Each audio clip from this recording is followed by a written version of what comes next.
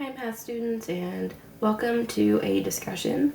The way that this discussion works is the first thing you're going to do is click on this link, and it is going to force you to make a copy of a presentation.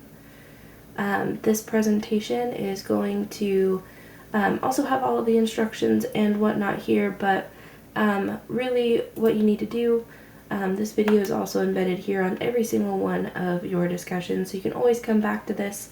But you are going to pick 2 of the following 3 slides and make sure that you have met all of the sentence requirements and answered all of the questions appropriately and fully. So the first option is to answer a question that is relative to your content, so what you are learning right now. When you are answering these questions, one of the main things is to give evidence from the lesson. So if you go back to the very first page, this is Algebra 1B, Unit 1, Lesson 3. This discussion video might not be on that exact lesson, but if you look back at the title page, it'll tell you where all of the information is coming from. So for this first option, I would go back to Lesson 3 and make sure that I had a good understanding of that material, and then I would read the question, answer it, and then give some kind of an explanation.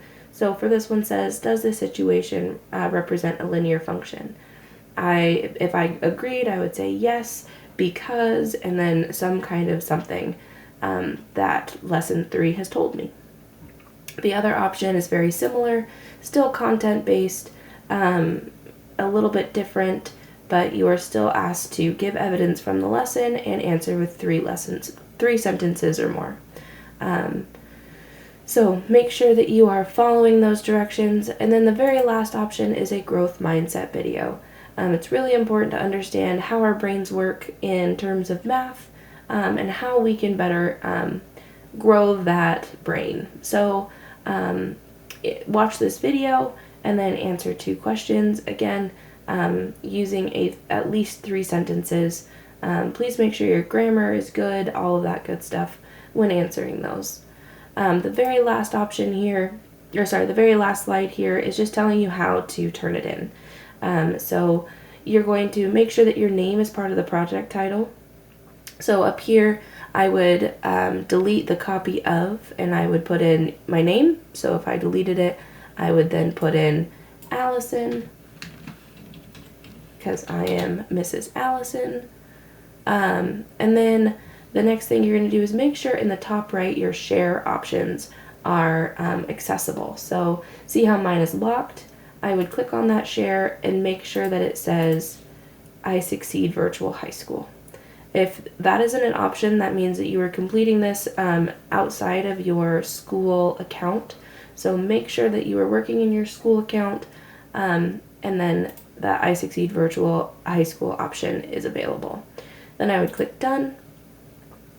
And also when you are sharing, and see how this says viewer, if you make it just as viewer, I can't leave you comments or feedback, so I would change that to commenter.